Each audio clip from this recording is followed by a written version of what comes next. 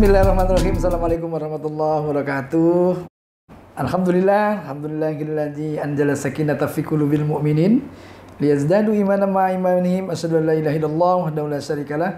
Asyhadu anna Muhammadan ibnu Abdillah la haula wala quwata illa billah. Hadirin para pemirsa dimanapun berada, pada kesempatan ini kita akan ngobrol-ngobrol dengan tema ngobrol bareng Kiai ini di Majelis Ulama Indonesia Kota Tangerang. Kegiatan ini cukup menarik. Nanti ke depan ada beberapa kegiatan-kegiatan yang membahas terkait dengan fenomena sosial di masyarakat saat ini. Dan tema hari ini terkait dengan etika nih. Kebetulan hari ini tahun ini nih, di ujung akhir tahun pelajaran terkait rapot.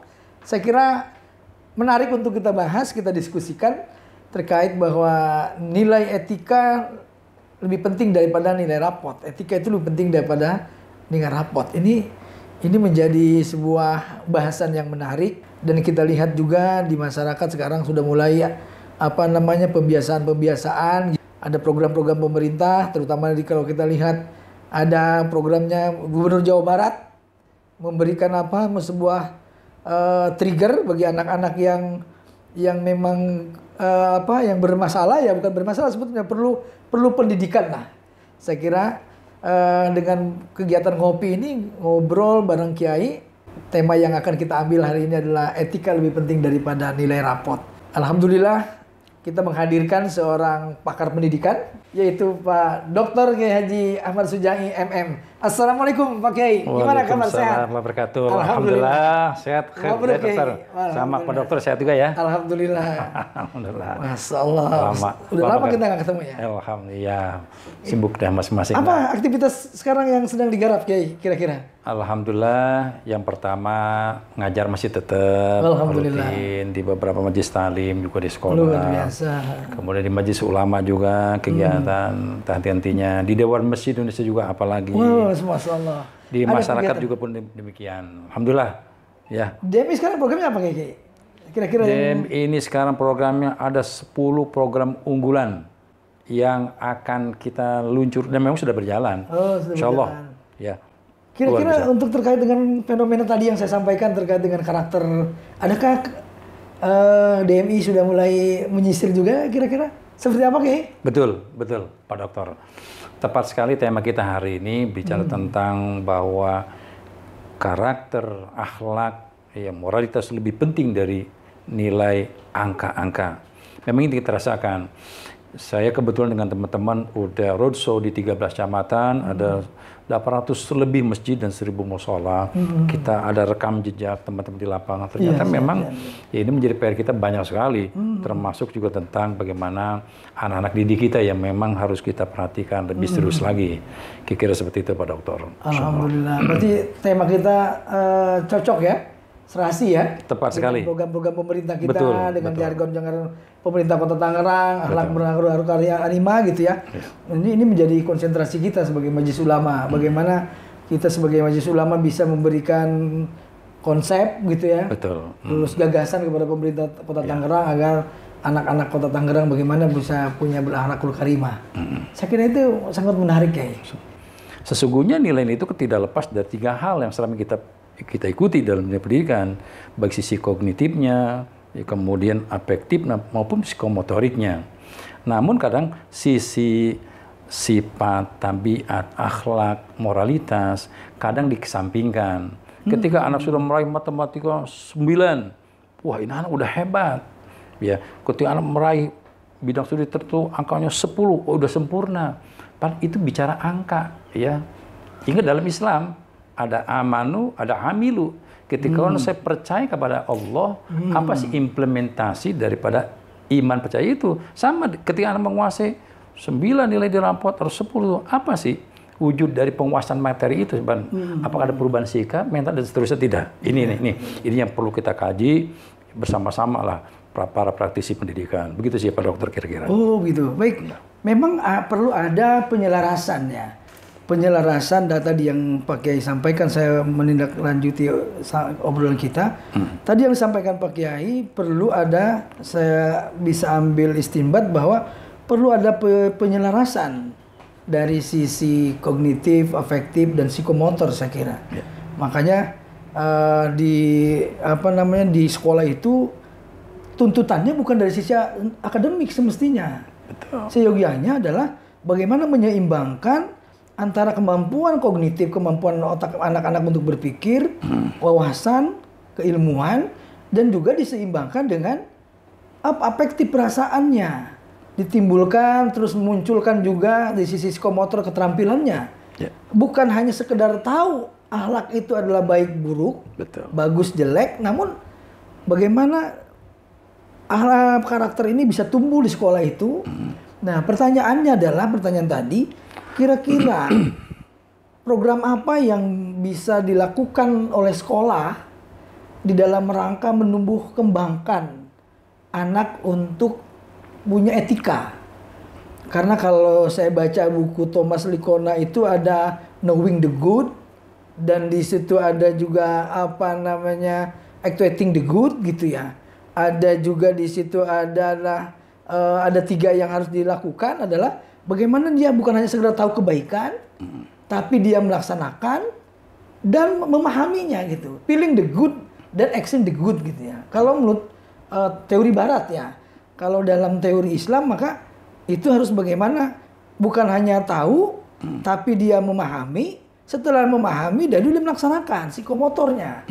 Kira-kira di sekolah gitu ya, terutama di Kota Tangerang ini, program apa yang bisa menumbuh kembangkan culture school yang ada supaya anak-anak ini tumbuh anak-anak yang beretika.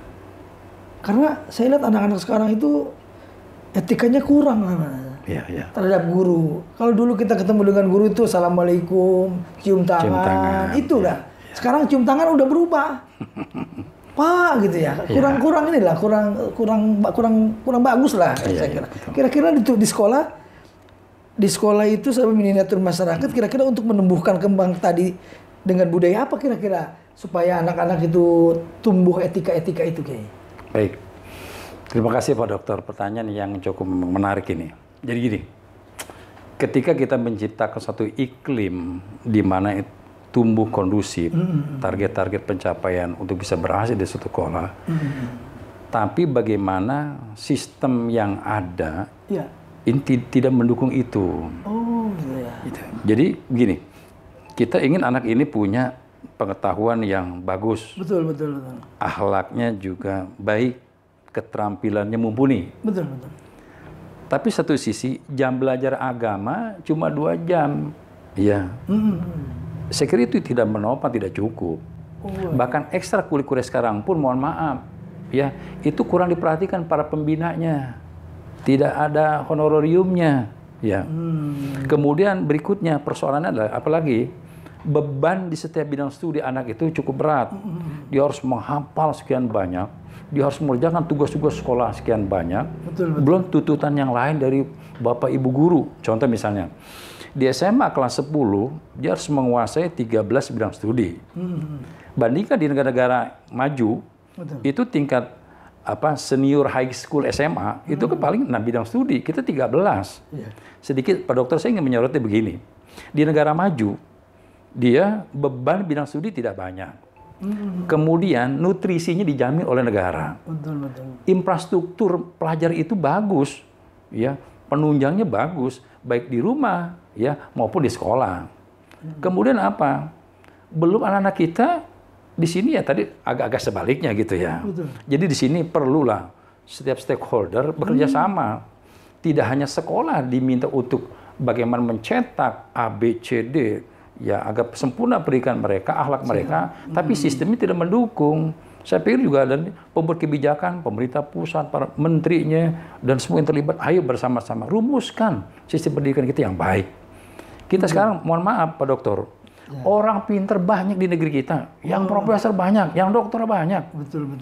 Mohon maaf, tapi korupsinya kita kan, seperti apa? Betul. Lalu ada berita tentang bagaimana ketika korupsi terjadi di Indonesia, maka kampus yang paling bertanggung jawab. Kan pernah kita dengar begitu tuh? Betul. Akhirnya tertuduh sekolah itu. Pikir kampus, SMA, SMP, lembaga pendidikan lah. Mereka udah menjalankan tugas dengan baik. Tapi tidak cukup untuk membina anak-anak kita seperti itu. Jadi sekali lagi, para pemangku kebijakan dan pendidikan, mari bersama-sama kita rumuskan. Terlebih di Kota Tangerang, dengan jargonnya akhlakul karimah, ini punya tanggung jawab yang besar. Oh, betul. Tidak hanya simbol-simbol, sepanjang jalan Asmaul Husnanya ditulis, betul. tapi anak tawuran tetap ada di mana-mana. Ayo, PR kita nih Pak Dokter nih. Siap. Ini PR kita bersama nih. Cukup menarik ini. Tadi saya menggelitik juga dengan apa jawabannya Pak Kiai terkait dengan banyak orang cerdas gitu ya. Namun saya kira tidak berkarakter lah. Cerdas, culas. Cerdas, memalas. Artinya ini ada ketidakberesan ini. Bahwa yang dikejar itu tadi bukan hanya di sisi kognitif. Anak itu ngapain cerdas kalau dia menjadi pecundang. Tadi yang saya sampaikan, saya sepakat dengan itu. Masyarakat kita adalah masyarakat yang jelas-jelas orang beriman bertakwa, tapi di situ masih anak meluluskan anak-anak yang cerdas, tapi masih menyampingkan nilai-nilai karakter. Ini juga menjadi sorotannya. Saya sepakat dengan Pak Kiai bahwa Kota Tangerang terutama yang ada di Provinsi Banten, apalagi yang jelas-jelas notabene Banten ini sebagai provinsi yang Islami, santrinya lebih banyak. Betul. Ya. Mestinya menjadi barometer. Ya, setuju. Ya, kira-kira terutama di Kota Tangerang nih dengan jargonnya akhlakul karimah, ada nggak kira-kira formulasi yang harus kita dibuat di sekolah supaya ini minimal ada muncul lah gitu, supaya anak punya karakter. Kira-kira Pak Kiai punya idealisme apa kira-kira untuk Kota Tangerang? Terima kasih Dokter. Ini juga sama pertanyaan yang luar biasa ini. Saya pikir pertanyaan ini menjadi PR besar ya bagi kita Kota Tangerang, khusus Kota Tangerang. Betul. Saya pikir yang pertama adalah keseriusan pemerintah daerah untuk bagaimana merumuskan, membuat turunan dari kebijakan Undang-Undang Sistem Pendidikan Nasional, spesifikasi Kota Tangerang seperti apa. Karena kan setiap wilayah itu punya karakter yang beda-beda masing-masing. Kita daerah industri, penjaga ibu kota, walaupun sekarang ibu kota udah pindah ke sana, tapi kita kan memang daerah yang cukup maju. Betul. Artinya kita menyesuaikan pola pendidikan, kebijakan, dan seterusnya seperti apa di pendidikan. Yang pertama ada keseriusan. Yang kedua, libatkan praktisi pendidikan. Mereka kumpulkan, rumuskan seperti apa. Konkret ya? Secara konkret. Betul. Ajak dialog mereka. Ya. Saya pikir kan kita Kota Tangerang ini bertebaran orang-orang pandai ini kan. Tapi mereka berjalan masing-masing. Sementara pendidikan kita kan memang udah mengikuti sistem aja begitu. Betul. Kurang muncul ide-ide kreatif dari orang yang punya kompetensi itu. Mereka dirangkul. Ya, cuma dirangkul. Contoh sederhana gini Pak Dokter. Kita misalnya ada persoalan misalnya pinjol, ada bank keliling. Betul. Betapa banyak masyarakat kita yang terlibat itu. Apakah mereka yang terlibat pinjol, bank keliling dengan bunga yang melilit mereka itu, mereka tidak paham tentang halal haramnya? Betul. Mereka yakin paham kok. Betul. Tapi ketika bicara perut, mereka nggak bisa berbuat apa-apa selain menyelamatkan barangkali nyawa atau keluarganya begitu. Nah disinilah. Ayo kita berpikir, pendidikan bisa menjawab kebutuhan dasar. Pendidikan tidak bicara angka, tapi pendidikan juga mengenyangkan mereka, menyehatkan pikiran mereka, menyehatkan sikap-sikap mereka, ya tumbuh kembang menjadi sehat, lahir batin. Jadi persoalannya tidak hanya mencetak sarjana, lulus dengan gerak mereka bisa bekerja. Saya pikir Pak Dokter kalau itu pun tujuannya terlalu singkat mungkin akan bisa. Tapi masalahnya apa? Bisa kita melahirkan menjawab persoalan pendidikan masyarakat kita. Jadi saya pikir satu, ada keseriusan pemerintah daerah, kemudian libatkan ya mereka-mereka yang punya kompetensi untuk itu. Betul. Mari merumuskan. Karena persoalan pendidikan ini bukan persoalan sekolah dengan anak dengan orang tua, tapi urusan ini dengan masa depan bangsa. Betul. Bayangkan kalau kita gagal didik hari ini. Inna biadi suban amarul ummah wa bi aqdamiha hayataha. Sepakat. Betul. Baik Pak Kiai, memang ini segmen terakhir nih. Kayaknya makin panas kayaknya. Menarik nih. Ada keterlibatan pemerintah, ada keterlibatan orang tua, ada keterlibatan sekolah. Siap. Kalau di dalam ilmu pendidikan itu ada tripatra pendidikan. Ya, ya, betul. Di dalam Undang-Undang Pendidikan Nomor 20 Tahun 2003 bahwa pendidikan itu tidak akan berjalan kalau tidak ada keterlibatan tiga pilar tadi, tiga patra tadi. Betul. Pendidikan keluarga, sekolah, dan masyarakat. Termasuk di situ ada pemerintah. Betul. Ya, oke. Waduh, sebelum kita teruskan kayaknya kita harus sedikit kopi dulu nih supaya lebih hangat bicara kita dan lebih menarik ya. Tahu aja nih selera saya nih Pak Dokter nih. Makasih. Masya Allah, ini kopi dari mana ini? Biasa. Luar biasa nih MUI ini. Seger bener ini, luar biasa mantap, ini. Mantap ini. Mantap kopinya. Ya, kayak kita teruskan segmen berikutnya kita. Siap. Nah, kira-kira untuk membangun pola hubungan yang baik di antara keluarga, sekolah, masyarakat ini ya, termasuk pemerintah yang di dalam ini, tentunya harus dibuat hubungan yang harmonis lah. Sekarang soal gini Kiai, yang saya lihat fenomenanya di masyarakat itu begitu anaknya bandel, dimasukin ke pesantren. Saya masih ingat itu. Ya. Awas ya, bandel saya masukin pesantren. Ibunya ngomong begitu.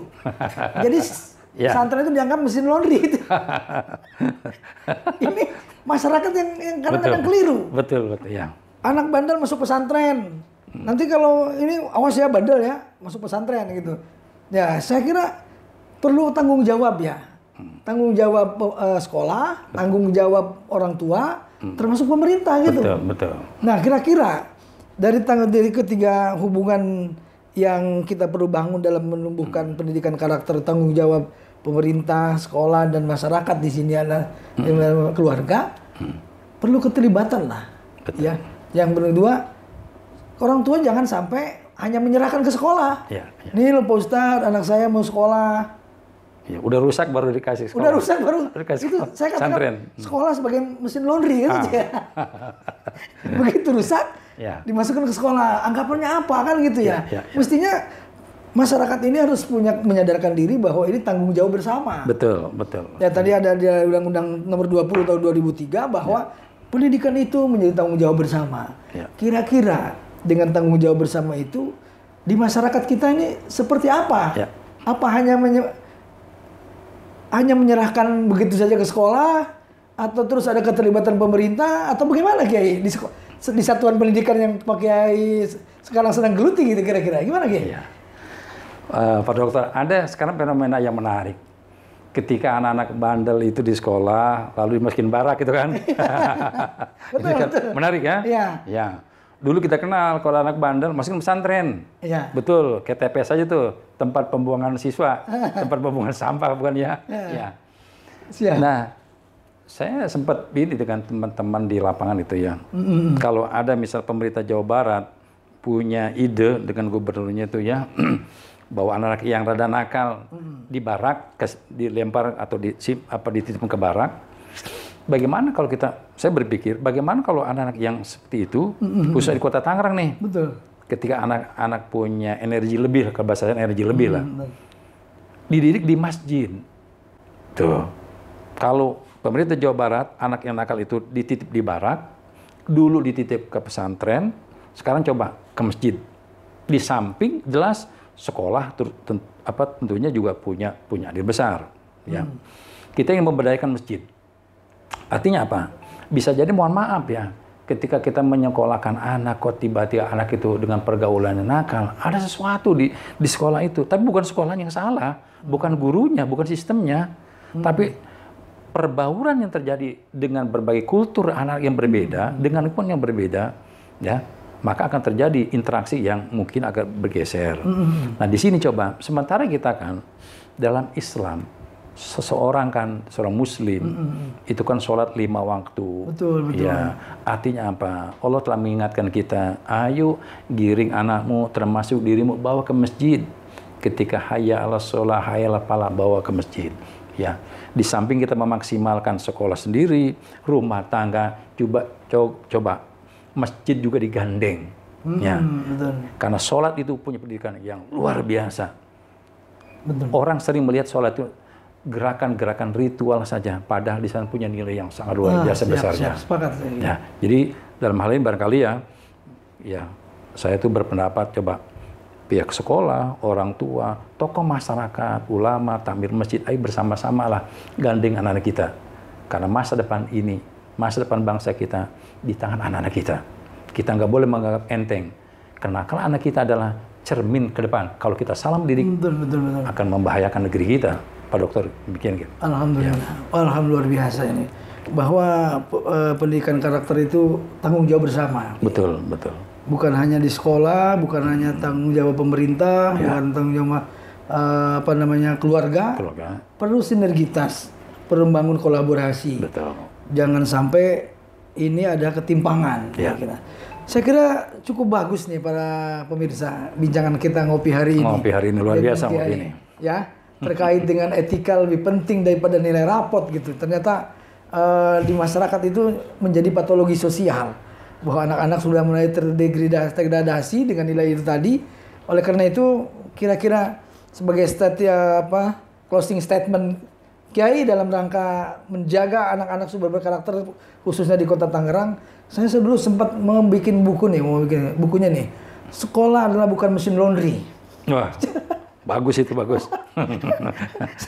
saya ingin ada terbersit dalam otak saya ingin sekolah bukan mesin laundry. Sekarang anak-anak orang tua bandel masuk ke sekolah. Sekarang kan dicontohkan sama siapa? KDM ya? Ya, KDM. Bagaimana terbentuk akhlak karakter dengan sekian? Walaupun di situ ada plus minus lah. Kegiatan itu pasti ada plus minus. Ada positif dan negatifnya. Saya kira untuk pembentukan karakter itu perlu waktu lah. Ya. Perlu waktu, perlu kesabaran. Perlu proses memang. Nah, ya sebagai closing statementnya kira-kira Kiai seperti apa nih dalam rangka menjaga Kota Tangerang sebagai kota Akhlakul Karimah dan anak-anak supaya tetap berkarakter?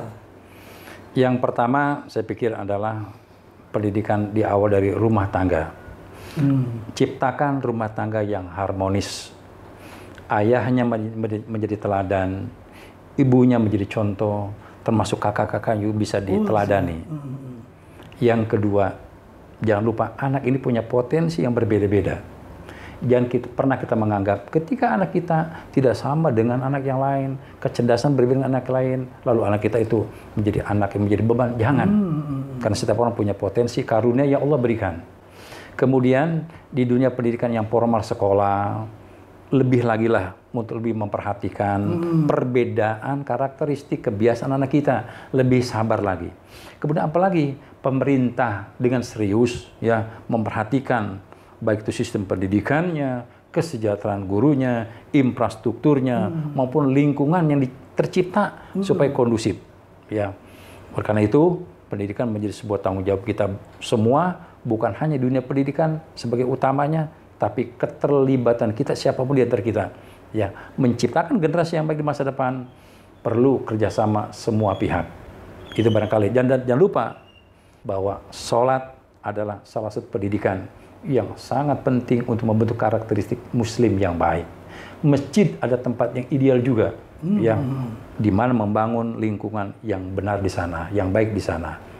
Oleh karena itu, mari sama-sama kita ciptakan Kota Tangerang yang berakhlak karimah, tidak hanya menjadi jargon, tapi menjadi sebuah kenyataan. Ya. Alhamdulillah. Amin ya rabbal alamin.